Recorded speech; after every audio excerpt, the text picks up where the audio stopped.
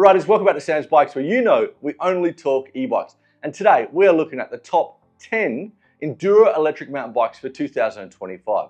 And yes, last week we did do the top trail e-bikes for 2025. So what's the difference between a trail e-bike and an Enduro?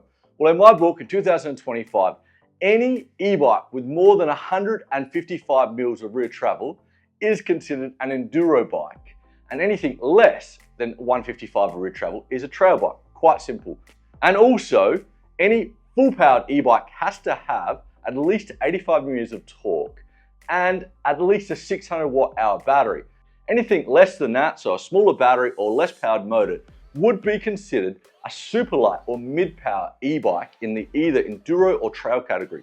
And riders, if you're interested in the Enduro or the trail super light mid-powered e-bikes, we're doing those lists in the coming weeks. Smash the subscribe button, turn on those notifications not to miss those videos. And riders, remember, this is my list of the top 10 Enduro full-powered e-bikes for 25.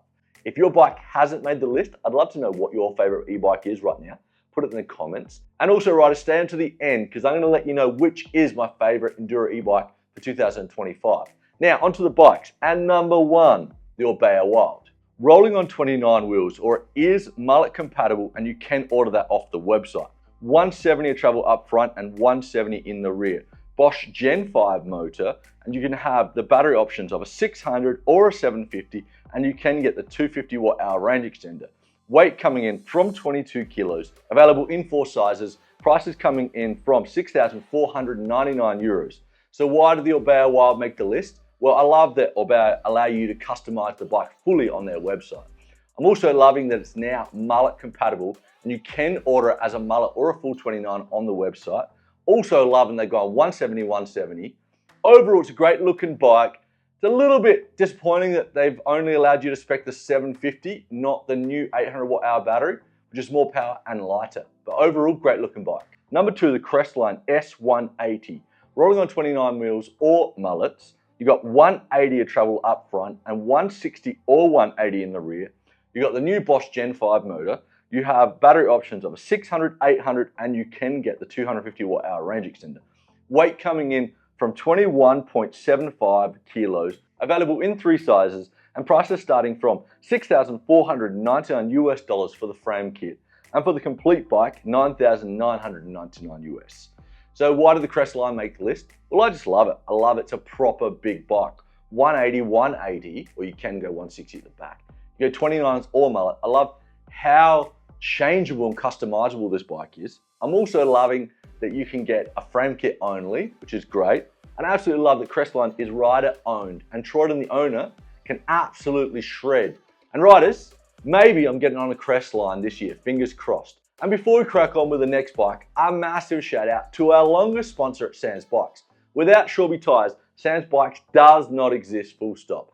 So a massive shout out to Shorby for supporting the channel. And riders, if you have not tried the new radial tyres in the Magic Mary or the Shredder or the Albert, they are absolutely awesome. I feel like I am getting like 10 or 15% more traction out on trails, and my go-to setup at the moment on my Lever SL, my Caneva SL, and my Airflow is the Magic Mary radial, ultra soft front, soft back, and they absolutely rock. Riders, definitely check them out. And number three, the Propain EkanoCF. Rolling on 29s, or it is mullet compatible. We've got 180 of travel up the front, 170 in the rear. The SRAM powertrain motor with 90 newtons of torque. And we've got a 630 watt battery, and you can get a 250 watt-hour range extender. Weight coming in from 22.8 kilos. Available in 4 sizes, and prices starting from 7,400 euros. So why did Propain make the list? Well, riders, just check out the EkanoCF. What a beautiful, minimalistic looking e-bike. And I'm going to say it has to be one of, if not the best looking e-bike for 2025. Riders, what do you reckon the best looking e-bike is for 25? Put it in the comments. Love to know. I also think Propain are just doing a really good job. You know, Propain allow you to fully customize your e-bike on their website. So if you want to go, RockShox suspension or Fox suspension, you can. You want to go Magura brakes, you want to go SRAM brakes, you can do all that customization. And obviously, they do stock Magic Marys on their bikes. So in my book, Propain are doing a great job. And number four, the Pivot Shuttle LT. So it's rolling on mullet wheels, 170 at the front, 160 at the rear, Bosch Gen 4 race motor. We've got a 750 watt hour battery available in 4 sizes, weight coming in from 22.3 kilos, prices starting from around 9,000 euros. So why did the Shuttle LT make the list? Well, I'm a big fan of pivot bikes in general. This bike looks absolutely killer. And I know you're probably saying, Sam, it's got the old Bosch Gen motor, which is true, but it is the Bosch Gen 4 race motor. And I have tested the race motor and I've tested the new Gen 5. And they're both good, really good motors, but they're quite a lot different. And for this style of bike, like a shuttle monster, I think I'd prefer the race motor. Number 5, the Merida E160, rolling on mullet wheels, or you can set it up as a 29er. We've got 170 at the front and 174 in the rear. We've got a Shimano EPA-01 motor. You've got a 600 watt hour internal battery with a 360 watt hour range extender. Weight coming in from 21.8 kilos, available in 5 sizes, and prices starting from 6,999 euros.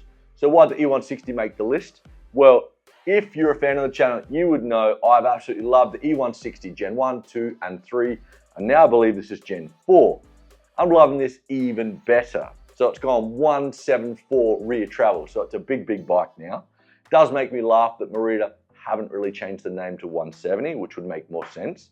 But anyway, looks like a fantastic bike, and coming in at 21.8 kilos with that 600 watt hour battery, looks like a killer bike. And number 6, the Canyon Strive On, rolling on mullet wheels, 170 up front, 160 in the rear of travel, Bosch Gen 4, and in the top model you can get the race motor. We've got a 750 watt hour battery or a 630, weight coming in from 24 kilos, available in 4 sizes, and prices starting from 5,899 euros. So I tested the Canyon Strive On like about a year and a half ago for the channel. I fell in love with this bike. It's such a good bike. It feels like a trail bike when you're riding it, so quite agile and playful, but then has your back for the bigger hits with that more suspension. Just a great bike overall. And number 7, the Scor 6080 ZLT. So we're rolling on mullet wheels. We've got a massive 190 at the front, 180 in the rear of travel. We've got the Bosch Gen 4 motor. We've got a 750 watt hour battery. Weight coming in 25.9 kilos. Available in 4 sizes and prices starting from 5,499 euros. So why did the Scor make the list? Well, it's a big bike, 190, 180. So it's a super enduro e-bike. And I'm a fan of Scor e-bikes in general. I think they have very good geometry. So this one is a super enduro bike and it has a very short chainstay of 435. I think it would be a lot of fun, big e-bike. And if you don't know who Scor are, they're actually like a subsidiary or sister company of BMC. So they definitely know how to make a bike. Now, the last 3 e-bikes on this list are older dogs. They've been around for a few years, but they're still fantastic bikes. Number 8, the Yeti Decoy, rolling on mullet wheels. We've got 170 at the front, 165 in the rear. We've got a Shimano EPA-01 motor with a 720 watt hour battery.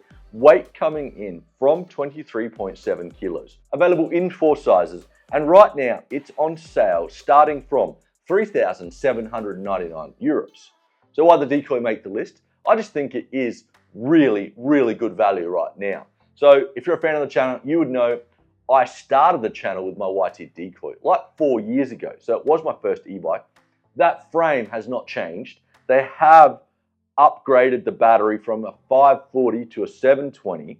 But if you look at the value of this bike, so I think the second to top model is 5,800 euros. That's coming with Öhlins suspension, TRP brakes, Crank Brother wheels. This bike is absolutely coming out of the box, ready to shred. The only thing you might need to change is you might need to put some Schwalbe radial tires on it to make it even better.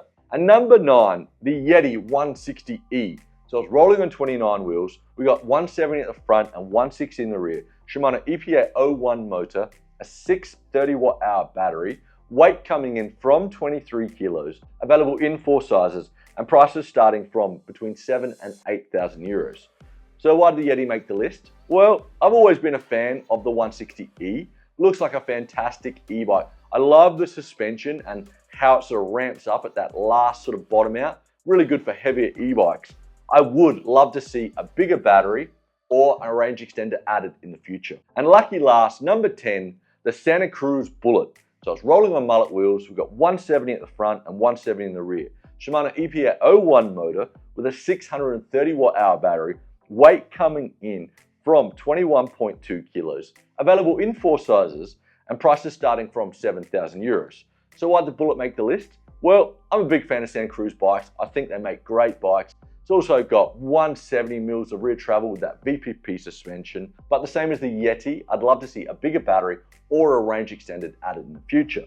So there you go, riders. That is my top 10 Enduro full-powered e-bikes for 2025. What do you think of the list? What did I miss off?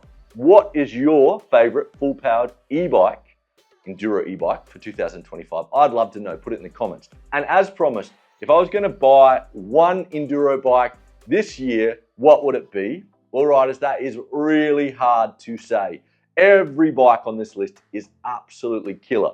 But if I had to pick one, I think it's too hard. I think the top 3 that I put, the Orbea Wild, the Crestline, and the Propain are all killer bikes, and I'd be happy to ride any one of them. So there you go, riders. That is the list. I hope you enjoyed it.